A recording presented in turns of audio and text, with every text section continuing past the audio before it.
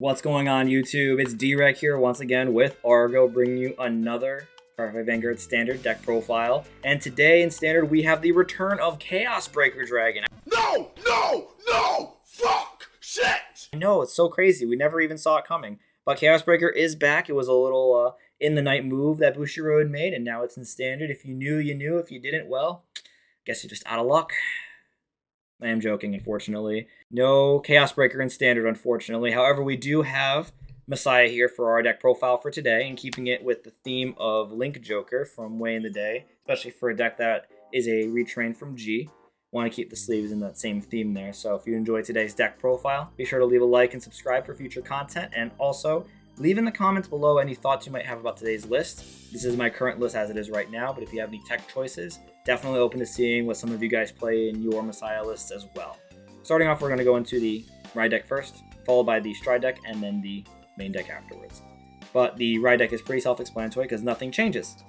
Starting off with our Neon Messiah, of course that goes with the theme, followed by Asleep Messiah for the crest, Awakening Messiah because it benefits from that first stride coming out of the soul and then soul charging one, and then our Alter Ego Messiah. Nothing changes with the Ride deck.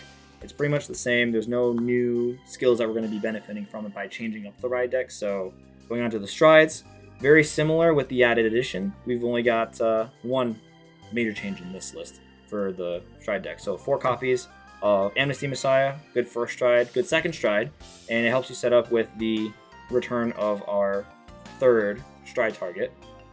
After Amnesty, we've got 4 copies of Excelix, great finisher. The extra crit in the 10k is insanely helpful, and it's a better version of it than the G version.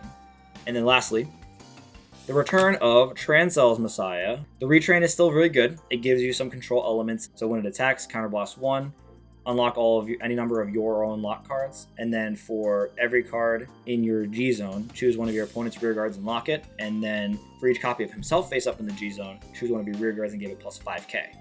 Now, you're not really going to benefit from the power boost, but you're going to benefit from being able to lock additional targets beyond just the one from your on-stride ability. Great way to control the board, great way to remove and force your opponent to commit more to building their board back. And it's a good retrain. It's balanced. It's not super OP, and it's not doing the most like its original G counterpart, but it's still really solid. Moving on to the main deck, we've got, for grade 3s, 4 copies of Marstog. And Marstog's just really great for the draw when you pitch it for riding to grade 3 or striding, draw a card. That's really the key point. Just because the deck does a ton of drawing after first stride. It's too good. So after that, 2 copies of Alter Ego. And you play 2 copies in the main deck just to make sure you have a viable target for your Excelix turn. You can play 1, but that is a risky play to make for your deck building, just because if you do damage check the 1, you're locked out of your Excelix turn until you heal it. 2 copies is perfectly fine. It doesn't take up too much room, so you're not worried about maybe omitting some slots for another grade 2 or grade 1 that you might want to play. For the last of our grade 3s, though, we play 2 copies of Prelude of Genesis, another stride fodder pitch because it's a grade 3. And it gives you an ability on stride when you discard it for stride to reduce the next counterblast you would pay for a skill by 1. After that, moving on to the grade 2s, 4 copies of Arrestor Messiah. Nothing really new to explain here. It's a 15k attacker. It locks itself. It's another great piece of the combo for self-locking and then restanding with rearguard swings, so no reason not to play 4 copies. After that, we have the return of our Lady Battler of the Black Dwarf, and her new version is significantly better than her old version. I definitely prefer this one. Just because of her GB3, which lets you bring her back from the drop zone with a counterblast if you have a Messiah Vanguard, which you're not going to not have a Messiah Vanguard. So, very, very good compared to her old counterpart. And then when she attacks, pump something by 5k when you're rear guards, and then she locks herself. Again, extending that multi-attacking play with the self-locking. Really, really good. After that, 2 copies of Casualer Klein. Now, you could be playing the Energy Cycler. Could be. If you have them, maybe tinker around with it a little bit. If you don't have them, do not worry about buying them. It's just like I said in my Overlord video, if you have them, they're good. If you don't have them, it's not a mandatory requirement for you to build your deck around. It's not. The extra draw is nice. There are alternatives you could play, this being one of them, and I think it fits the theme of the deck better because it extends on your multi-attacking. You attack with it, it gets 5k if you have a lock card or anyone has a lock card.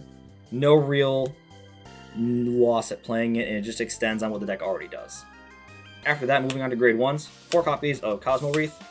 One of these could be an Elementaria, but if you don't have Elementaria, play the 4 PG. There's really no reason not to. After that, 4 copies of Destiny Dealer, and this is in part why we only play 2 copies of Alter Ego in the main deck, much like you would have played the list before. He lets you fetch an Alter Ego from your deck or your drop by discarding it, and then if you pitch it for Stride, it gets grade +2, just like its original counterpart. So there's no real loss in value for playing 4 of it. After that, 4 copies of Sacrifice. Same as before, it's a great booster. It locks itself, it gives your Vanguard 5k, it countercharges if you have no other damage face up. So really great, no reason not to play it 4. It's super cheap too, it comes in the Stride deck set, so no reason to cut it for something else. And then after that, 4 copies of Go Ahead Mikani.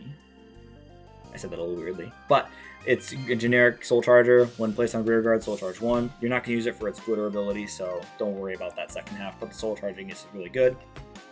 Moving on to the triggers, we run 7 front.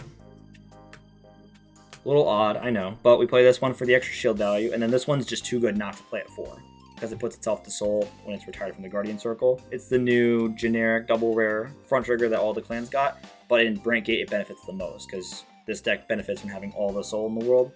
The other nations might not need it as much, but Messiah needs it for sure.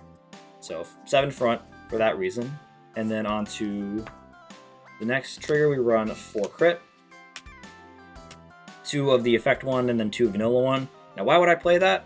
If you know, playing 2 different copies of crits gives the illusion that you're playing more than 4 crit. If you just played 4 of this, they don't see any other ones, well, he's probably not playing more than 4 crit. But 2 and 2, they see 1 and 1. Oh, he's playing 2 different crits. Maybe he's playing more crits than I initially thought. It changes the way they guard. A little bit of psychology there, but beyond that, I never really use this. So there's not a whole lot of reason. It's good to have him need the soul, but there's really no reason to use it beyond just guarding with it as shield value. And then for heals, we run 2 of the different effect heals here. So we have one that checks if your opponent's Vanguard is at a grade higher than yours, and he gets the extra 10k shield. And then this one gets the extra 15k shield if the attacking unit has 2 crit or extra crit from skills and not from trigger checks. So this is good because this deck has a weak early game. So if you're going up against a Night Rose, has a really strong early game. If you're going against another Stride deck, this helps for that. And then this one's going to be a 25k guard if you're going up against like Blank or something, or Levidrus. And then our OT is the Brandgate OT. We're not playing the elemental ones. You could be playing the elemental one, especially if you're only playing 1 extra Alter Ego in the main deck. You could play the purple one, and then that'll let you take something out of your damage zone and add it to your hand, and that gives you that guaranteed Persona Stride for Excelix later on. But this is good just because it beefs up, and playing 2 copies, you're almost not going to be in a situation where you can't search it. So playing the one that's going to beef all of your columns is just too good. And then the extra crit's nice. You go on an Excelix turn, you check this, that's 4 crit and 200 million power somewhere.